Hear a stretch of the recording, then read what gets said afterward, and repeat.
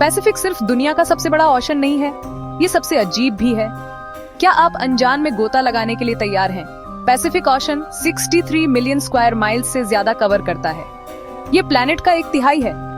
लेकिन ये सिर्फ पानी नहीं है, यहाँ गहरे काले ट्रेंच हैं जो माउंट एवरेस्ट से भी ऊंचे हैं। मरियाना ट्रेंच ये धरती पर सबसे गहरा पॉइंट है। साइंटिस्ट्स को यहाँ हमेशा नए क्रिएचर्स मिलते हैं, चमकने वाली मछलियां, बड़े स्क्विड्स और यहाँ तक कि शार्क भी जो अंधेरे में चमकती हैं।